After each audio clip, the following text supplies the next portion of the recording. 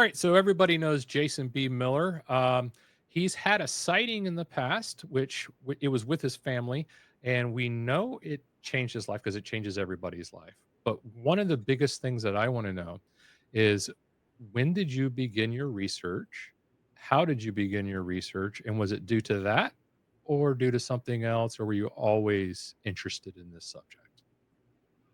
Well, that's a great question. Back in 2013, my family and I had a Class A encounter. And from that point, I absolutely became obsessed with Sasquatch. The obsession was not to go out and look for one each and every time. It was more, I want to find evidence, because evidence is going to lead us in the correct direction. A sighting is just a sighting, whether it's Class A, B, C, etc. So my Class A sighting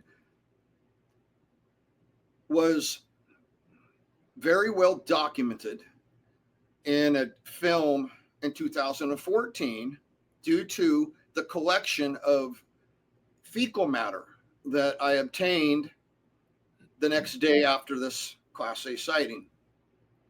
So I collect some fecal samples and some hair samples, and around that time frame, I want to say within a week, I started a small Facebook page for my local area where I live in Northeast Washington. And I didn't expect to get the responses that I got immediately from this Facebook page. Now, had you been involved in this kind of thing already before, or was this brand new? Zero involvement. Gotcha. Zero. Now, I'm an outdoorsman. I grew up hunting, fishing. I have photographs of me with my grandpa skinning a deer in cloth diapers back in the day. So I've been around the woods all my life. I'm 55 years old now, excluding my military service. Most of my time has been spent in the outdoors. So I was never a believer. I was kind of a, maybe.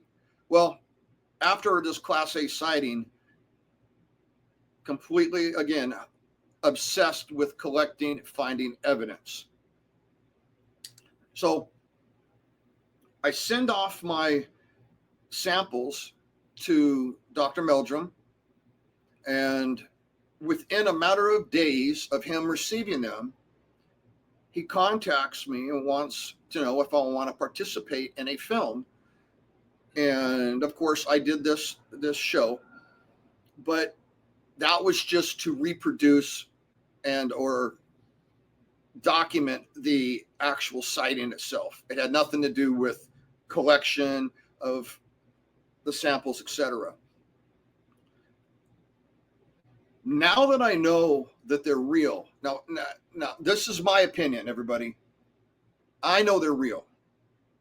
So I started to sit back and think about what I need to do, how to go about it. And the best way to describe my approach is from a military point of view. The first thing I started doing, the very first thing I started doing was heavy map reading. And the reason behind the map obsession was, how do I get from point A to point B in any weather using the least amount of energy?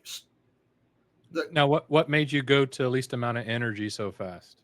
What was your Because thinking there? the reasoning behind this is because every calorie that is consumed by our body needs to be replenished. Has to be. Otherwise, we start to go into a catabolic state.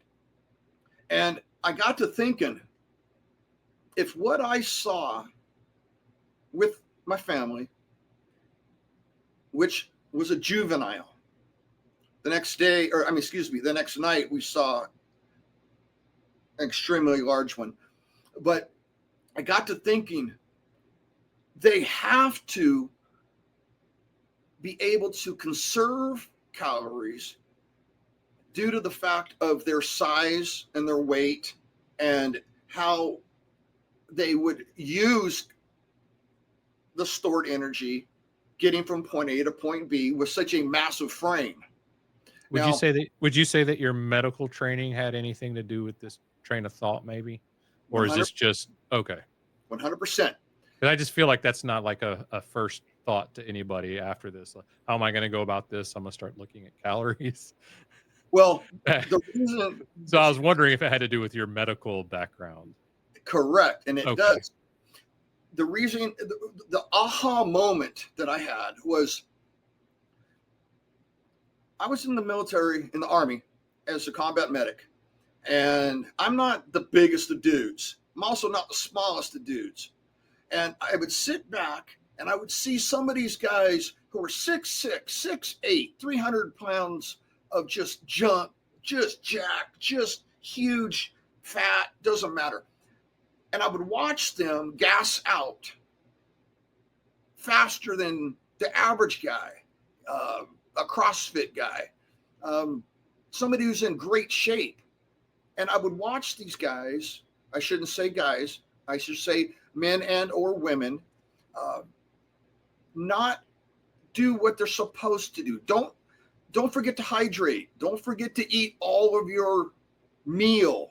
Mm-hmm. You need those products in order to succeed to get to point A to point B or complete mission, etc. Okay. And there were many times when I'd have guys, excuse me, you need to be politically correct here, men and or women who would come to me, needed an IV real quick. I'm dehydrated, about ready to pass out. Well, did you finish your water bladder? No. Did you eat all of your MREs? No. Okay, well,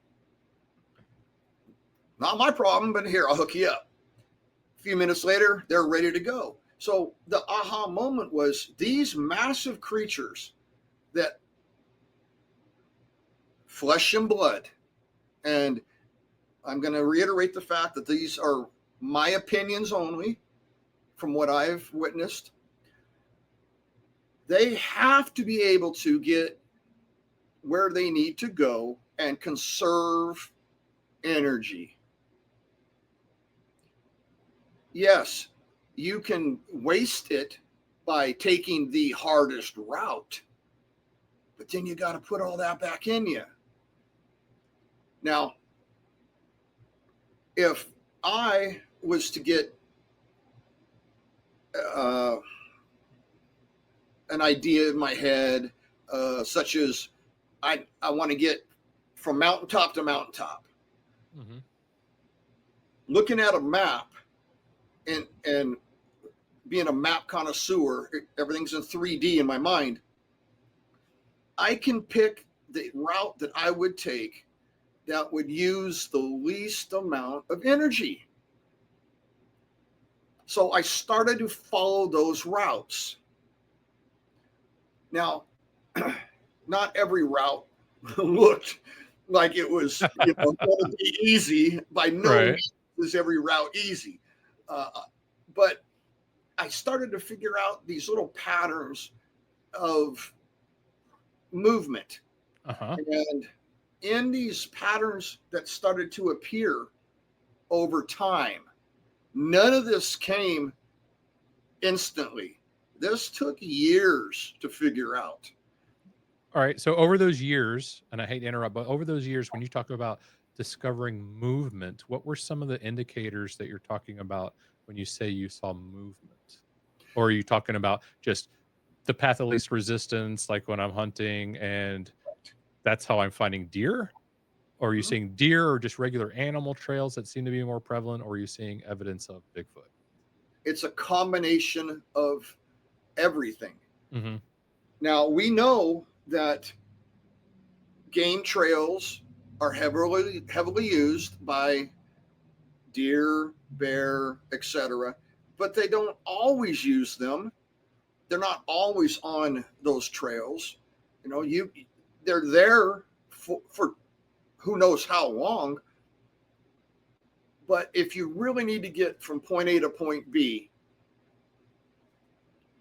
the path of least resistance is, in my opinion, the fastest and most conducive to a being that is of such massive size that they wouldn't have to get to where they're going and then scavenge, you know, put calories back in, protein, etc.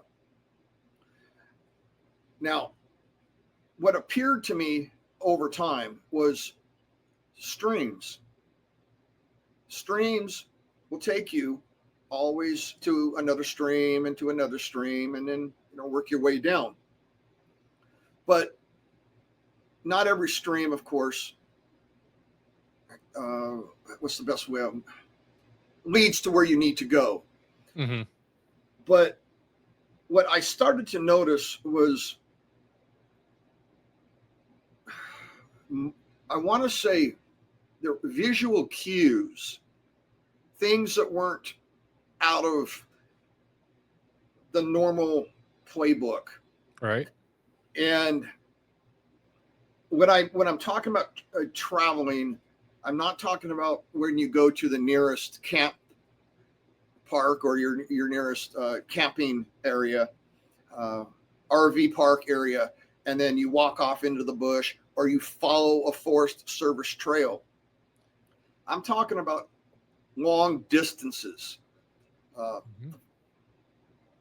mountaintop to mountaintop, etc. But I started to notice markings, different types of tree breaks. Mm-hmm. I started to notice a pattern, and they seemed to always lead me, if I kept following in this same direction, it seemed to lead me to another group of the same type of patterns. Mm-hmm. And this would continue and continue until I've gassed out and I need to, go get out of here, go home or camp, get back to my base camp. But I guess what it all boils down to is, how would these massive beings traverse the territory and the type of country that I live in? I don't live in flatland. This is not rolling hills. This is the western side of the Rocky Mountains. So we've got some terrain here, and boots on the ground, in my opinion, is the only way that you're going to get back in deep enough by yourself. And at first, and this is very important, at first, everything I saw was Sasquatch. Everything. Everything. And I would take photographs of everything. I would take measurements of everything. Even though, being a skilled outdoorsman, my mind wanted to believe that everything I saw meant something. Right. Of course, I'm wrong. I mean, this took years to figure out. And that's the biggest, I guess, mind trick that I had to overcome.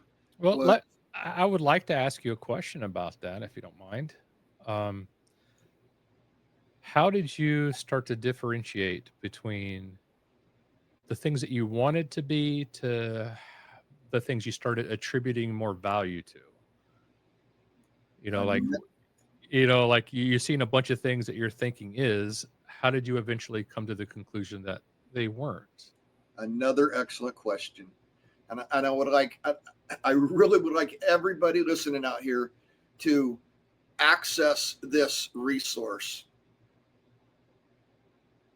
Get feedback, honest feedback, of course. Get negative feedback. Get any type of feedback possible. Because there were times when now I have never once said this is. It's always, I will frame it as possible. What do you think? And I can't thank enough of my members who have come back to me and said, hey, did you think about this? You're right. That's it. That's what caused that. Mm-hmm. Uh, So any open dialogue with a bunch of people. You got to talk It worked. and be willing to be, okay, you're right. That wasn't. I was wrong. Mm-hmm. I was wrong in my assumption. Thank Right. you, Mr. So-and-so. You are right. So the resources that I have used, such as getting the feedback from all types of people, and some of them were harsh, some of them were extremely helpful. Most of them were on the fence, but at a certain point in time, I was able to start to check the boxes. Okay, well, we know that in our area, the average moose stands X meters tall. Then we add on the height of the antlers or paddles or whatever you want to call their horns. So then you can start doing a measurement, height measurement, and kind of come to the conclusion that if you found something 12 feet in the air, that's pretty high. It is. But a big bull moose with a massive rack, he can get up there and break some branches 12 feet high plus with no problem to get to the vegetation he's trying to, consume. But you got to examine what you're looking at as far as like a tree break. If you start to see rub marks, scrape marks, stripped leaves off the branches, well, you can check that box as that's probably a moose due to the height. Then you can work your way down to elk and then deer, bear. Bears are the ones that really messed me up with their activity. Those are the hardest ones to rule out. But it was feedback from people who really helped me get out of this mindset of everything is Sasquatch. But I also just heard you say something really important too. And besides the feedback that you're getting, you basically just said that you also need to learn about all the animals in your area too, and what they can and can't do. Spot on. Because I've seen a lot of people, say this can't be this because of, but they don't really have any experience in actually researching, that particular animal. A lot of people like to go out and look for Bigfoot, but not actually study the animals as well that are in their area. So Correct. besides the feedback, that's important too, I think. And here's a great example, a great example that I was so thankful for them. Last year, I had the pleasure of meeting Marie Dumont and her group out of Florida. I believe it's called the Mid-Florida. I'm sorry, Marie, but I don't remember the rest. But we spent the day comparing things, miscellaneous findings. Now, they would be lost up here as far as the wildlife, the terrain. I'd be lost down in the swamps. Right. Because I wouldn't know the flora and fauna down there. Up here where I live, I've got it nailed. I mean, no researcher is perfect. If anybody out there says that they know everything, they don't know jack. And I'm saying that because there are no perfect 100%. I'm the top dog of all encompassing research. Right. Period. The ones in Alaska versus the ones in Ohio, the ones in Northern California, we've all got typical, or they're all different behaviors, etc. So yes, you've got to know your animals.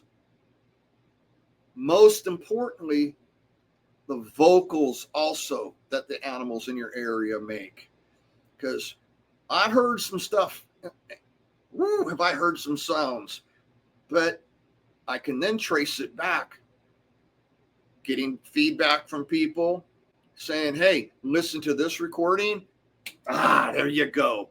Uh-huh. And I'll give you a really good example. A very good friend of mine moved up here from San Diego a few years ago. And he was out in the bush and he heard what he assumed was infrasound. Now, we all have our opinions on infrasound. I've never had that happen to me. It did happen to my son, but that's a different story. But not to me. As many nights that I've spent in the wild, miles back in, and knowing that there's at least one around me, I've never had infrasound or had that experience or quote unquote mind speak. Right. So this man says to me, I had infrasound hit me in this spot. And we're talking, and I want to hear every little detail from you. Now we're in person. We're in my truck. We're going out, taking him out in the woods. And we're going over this, and we're going over this, and we're going over this. And he was absolutely adamant that he had experienced infrasound. Well, I get home that night, and it's bugging me, and it's bugging me. And then I had the aha moment. Mm-hmm. So I go on the interweb, and I pull up a little audio clip, and I send it to him. And I didn't say what it was. I says, was this what you heard? He came back with, holy guacamole. That's exactly what I heard. That's it. And I says, well, that's a forest grouse they make a chest thump, like a mating call. And it does sound like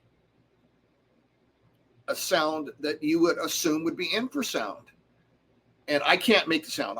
There's no way I could duplicate it. But if anybody pulls up the audio of a ruffled forest grouse, chest thump, it really would mess you up if you heard that, but wasn't familiar with those sounds in this area. So him coming from San Diego, going out in the bush for the first time, here's this infrasound. Wasn't. It was a grouse. So we also have lynx, cougar. We have all the animals up here. And people report to me, I heard this. Well, what did it sound like? I can't tell you what it was, but yeah, you got to really know your animals, how they operate, how they move, etc., and then start again to rule out. And then you're going to end up with just a little bit of information and take it from there. One more quick story about sound. And this is one I learned that really threw me for a loop. And I'm glad I experienced this. A couple years ago, over Messenger through my Facebook page, And I'm not here to promote my Facebook page at all. I'm just stating through my Facebook page, I've probably have had over 500 conversations with people over Messenger, telephone, or meet them at the local restaurant or bar to sit down and talk for hours, just to collect information. But one day, this woman, this elderly woman, she sent me a message saying, "You need to get up to my area now. There is I use the term Sasquatch." Okay. And for me, out there, everybody, I use the term Sasquatch. I find Bigfoot, in my opinion, is slang, but that's just how I roll. So don't take any offense to it. It's just I prefer Sasquatch. So she says, "Get out here. There's a Sasquatch that is up on this hillside, and it won't shut up." Now, I'm thinking, what in the world could this be? Her description sounded like nothing I could think of. So I get in my truck. My son comes along. And we're rolling out there. Get up to her. She's like, "Up there," pointing up. And she's way off the grid. She's out there by herself. And she says, "It's right up there. It's right up there." And so we sit in the truck. I got to turn my diesel truck off so I can at least hear. Nothing at all. And she's sitting there. She's like, "Oh, it must be you guys, you're here. Let me and my son just chill for a little bit. If you're saying it's screaming constantly, it should again shortly." Think about an hour goes by, nothing. So we started to head up this this old road where she kind of pointed to. Got the windows down, waiting to hear the sound. Here we go. Something just screamed like I've never heard before. This murderous scream. I look at my son. I'm like, "What was that?" He's like, "I don't know. You're the expert." I'm not the expert. I don't know. Somebody's got to be playing with this up here. That's really what I thought. Well, we start slowly rolling up the hill. I mean, creeper crawling. My son goes, "Stop, back up, real slow." So in my mind, I'm thinking he sees Sasquatch. Right. And we're going to hit the jackpot. Well, put the truck in park, get out. We walk 50 yards down this little slash logging road, and it was a game department, Washington State Department of Fish and Game. It was a deer trap that had a deer. Now, when they trap these deer, it sets off an alarm. And the biologist or whoever is monitoring these traps should be out within a short amount of time to do whatever they're supposed to do. This doe had been in this trap for days. Oh, no. She had hurt herself so bad by trying to crash through the wire mesh. Her face was mangled. Her ears were just shredded. Her hooves were just, it was very upsetting. But she was screaming, not a sound that I have ever heard before.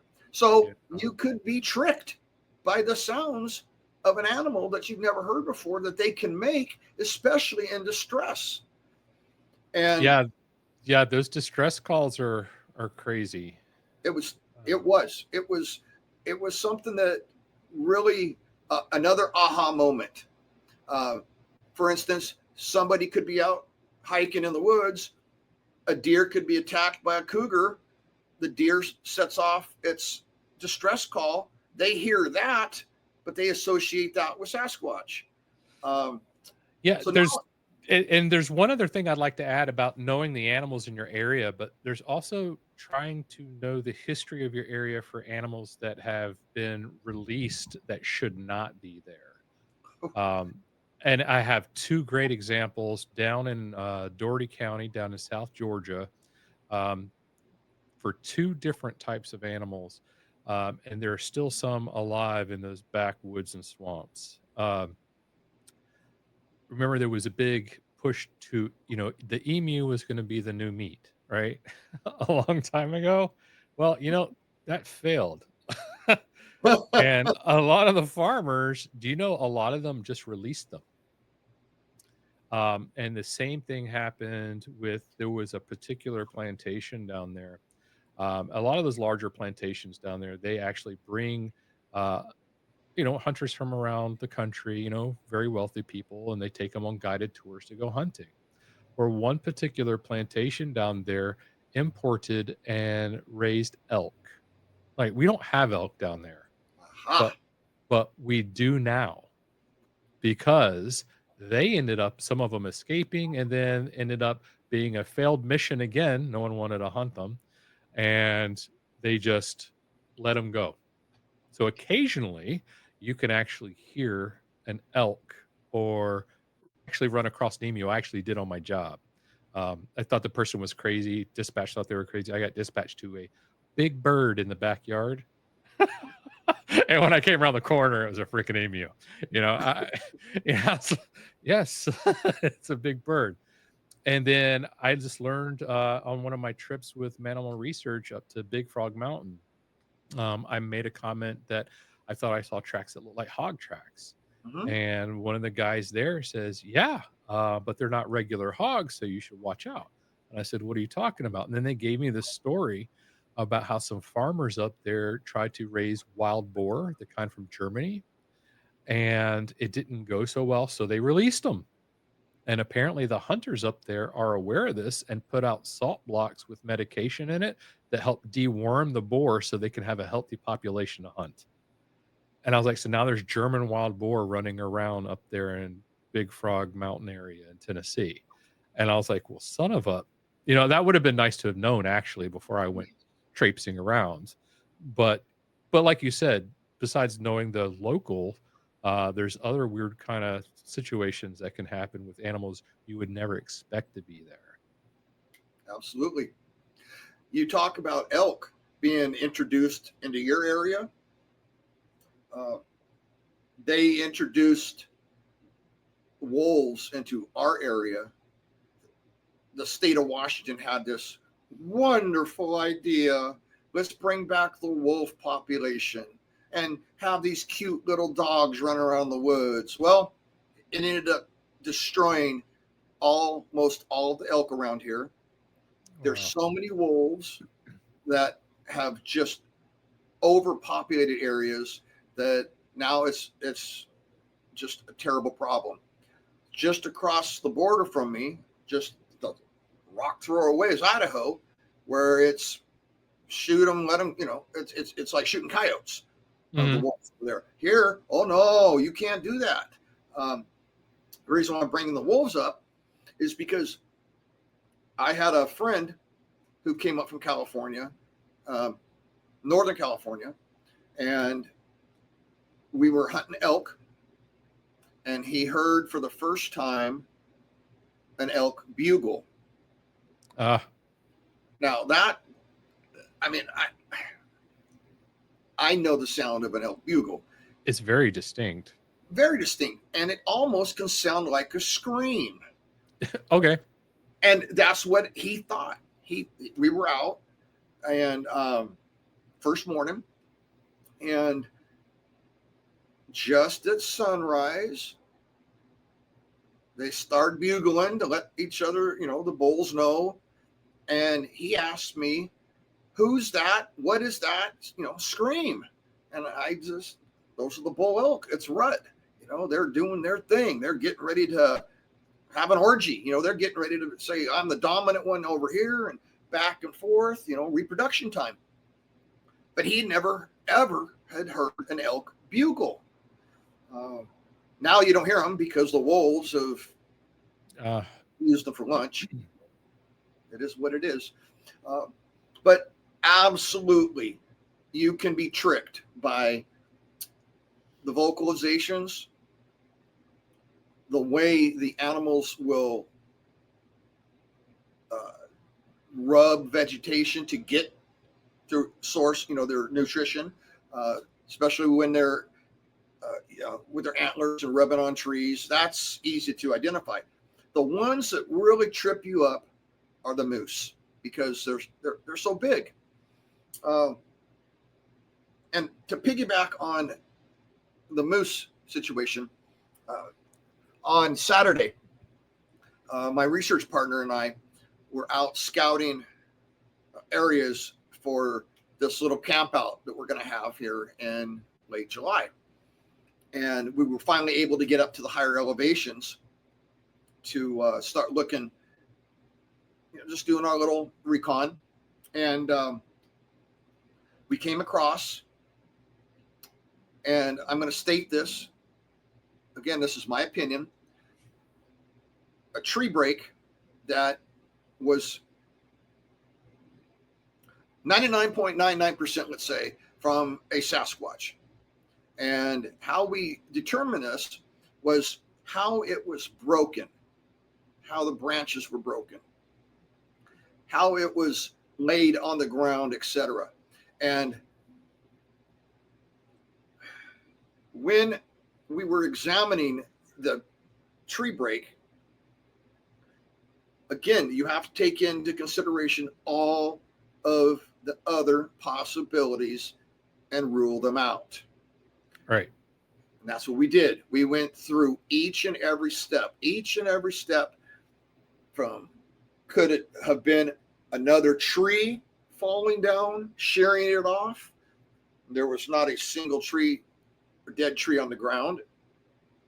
Could it be from snow load, the weight of the snow that, and in our area, if anybody's not familiar with what snow load is, that's another one that will trip you up really good if you're beginning. But I'll get back to the tree break. So snow load is as it accumulates on particular branches, and it can be any type of tree from giant ponderosas to softwoods. It will start to bend the tree in a rainbow shape. And if the snow stays long enough and is not thawed in a quick amount of time, the branch will stay almost in this rainbow shape. And you can start seeing them. When you see one, you'll start to just, it's like your eyes open up, and here's more, and here's another one. Oh, they're marking this area. No. It ends up being snow load. I hope I did a good job explaining that.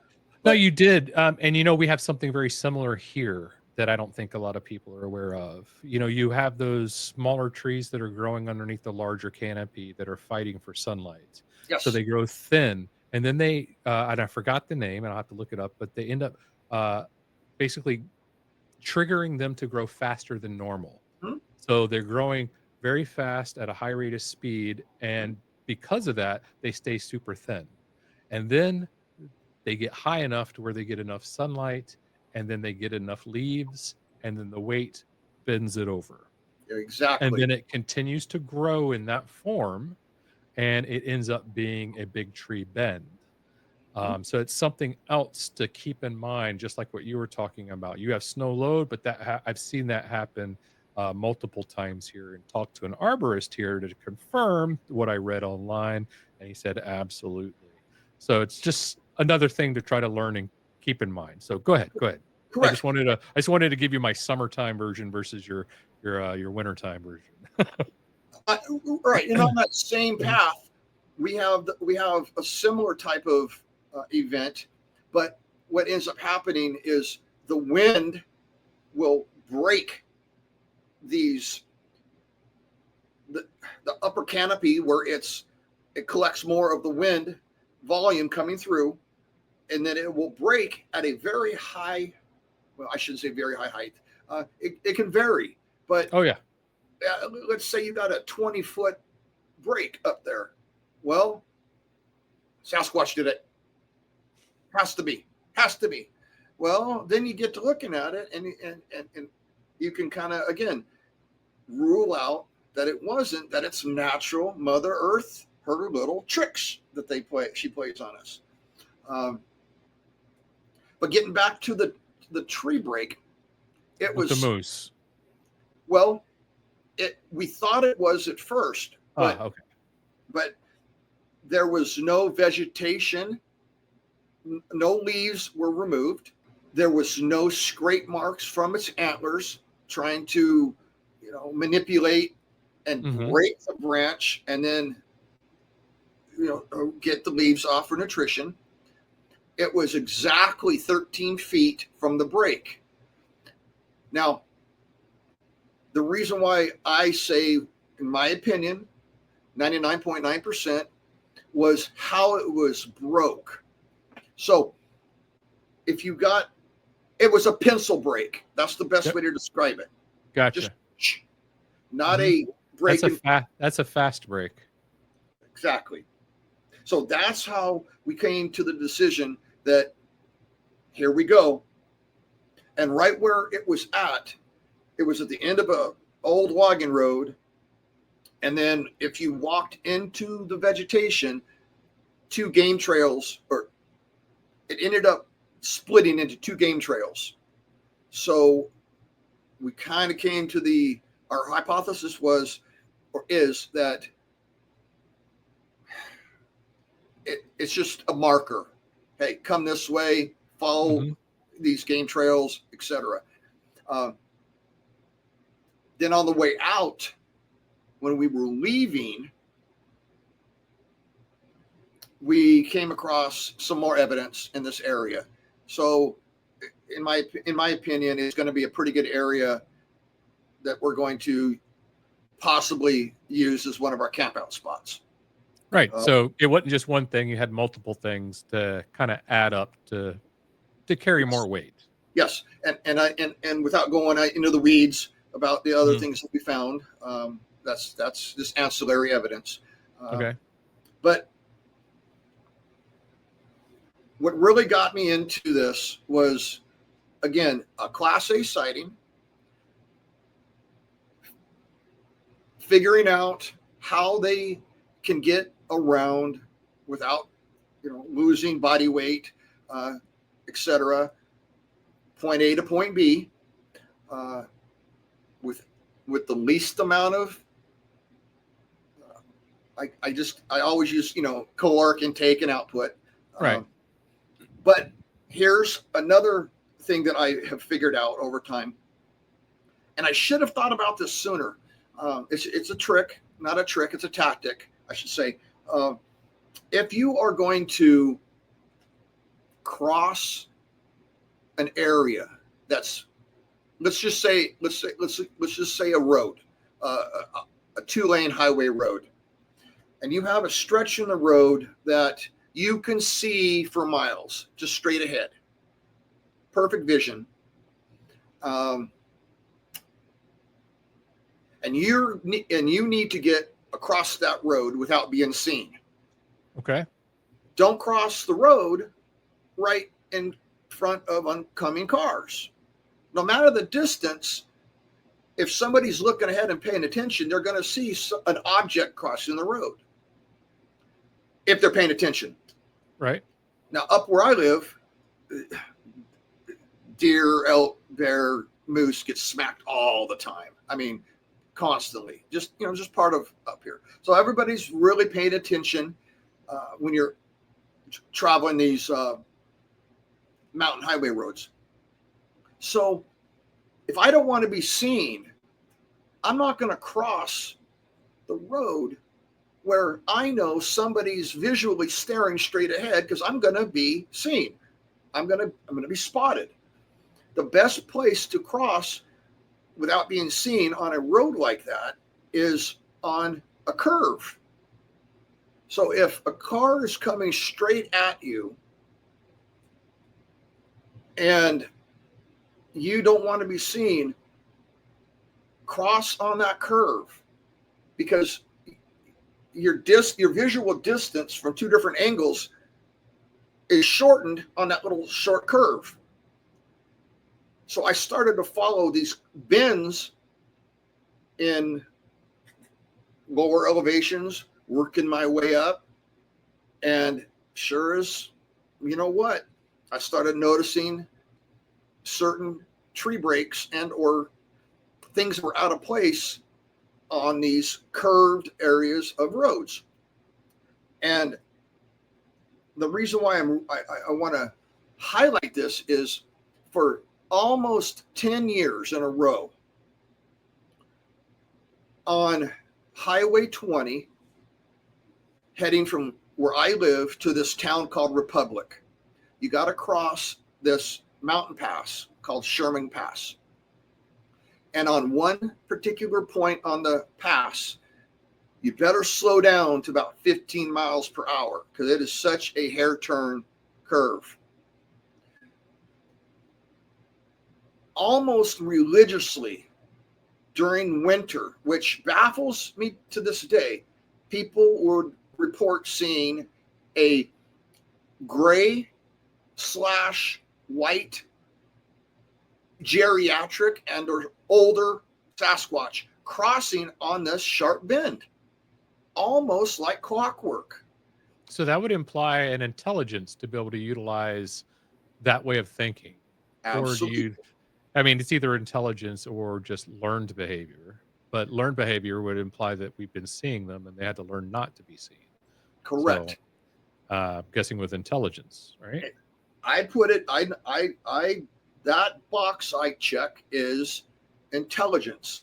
Mm-hmm. It knows that little curve is the fastest way to get across the highway without being seen vehicles coming from one direction or the other.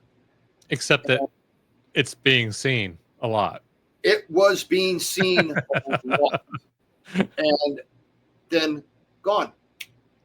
So we assume, when I say we, the people that I have spoken with and have reported seeing it, people who travel that road daily to and from work, we have all come to the conclusion that it must have passed away due to all the reports that people had told me was that it looked very old and very haggard. So, well, let me ask you this, since it was supposedly the same creature, and what other instances do we have for possible Sasquatch sightings on curved roads? Because that might just be that particular one. If we're talking about just one, that might just be that one's habits, instead of attributing that the curve he was utilizing the curve, and just might have been that's the path I like to take. correct. Right. So, like, how many others Sasquatches have we heard about using curved roads to go across? Myself, zero, other than this one particular one. Okay. Nobody else has said anything to me about seeing one on a curve. Me in particular. Right. I know of no other, but it makes sense because they have to cross where they're coming from. This highway is straight as an arrow, and then it makes these curves going up and then curves down and then another straight. But traveling back and forth. Now, are these sightings primarily during the day or night? This elderly one was always during the day. Always. Now, it's ironic now because the state of Washington has now put up a camera watching the traffic at the top of this pass. exactly where this Sasquatch was being seen crossing. Post the last report was 4 or 5 years ago, maybe. Oh, okay. But now there's a camera there. Well, would have been nice to have the camera there earlier, but You have any idea why they put the camera up there? I don't know. Huh. There's really nothing to see. It's there where it's positioned is just watching the asphalt. Um, I All can right. give you my thoughts, Yeah. but I truly believe that enough people were reporting seeing this that they decided to see if they can monitor it for whatever. That's just my opinion. No, no, And, no. Of course, of course. and So possibly because the camera's there now, it might avoid that spot. Um, that's something I'd like to dive into at some point. The whole camera issue. oh, I'm not sure how to really approach that just yet, but yeah, we've been talking for about an hour now, and we hadn't even really gotten into the nitty gritty of all the research that you've done. But I think we've set the stage for helping us, or at least some people, be aware of some of the biases that can happen with just being unaware of some of the sounds and things that can happen in the woods, mhm, and how we need to study not just all this stuff online about Bigfoot, but also about your local fauna, your areas, all the different things that can and shouldn't be, but are there, a bunch of weird things mhm. that can help with your investigation. I think hopefully the next time, we were talking about stick breaks. I know you shared a bunch of photos with me that I would like for you to go back into talking about, because I think you alluded to it before we started to go there, where you were saying a lot of the places that you go are sometimes 6, 7, 8 miles out. And then that's when some of those patterns really start to take place. I think in a conversation we had before, you said it becomes apparent when you've been walking for a while, and it's after many miles where you start to see a change in the environment and you start to Correct. see signs. Correct. And you've sent me some awesome pictures of those signs. And I think that would be a good thing to start with the next time, but not just to say, hey, check out my pictures, but some of the things you learned along the way about what they meant, and how they have changed your way of even moving through the woods now to investigate. I'm gonna leave the rest to you. If you have anything you'd like to add before we end. I'd like to end it on this note. Get out there. Get out in the bush. Enjoy your time. Be be safe. Number one priority when I'm out there, my number one priority is not to find evidence, not to have a good time, not to get out there and uh, just expect to find something. My whole goal is to come home safe. Period. Because when you're out, as far as I go, you better be prepared for the worst of the worst. But I want people to get out there and enjoy, have fun, learn, but get honest feedback from friends, relatives. Share anything that you have with people. Please don't get butthurt over comments, because there's going to be the people out there that are going to be mean to you. But try to take everything that people give to you as far as feedback as help, because that's what helped me start to figure out what I'd like to share next when we do this again.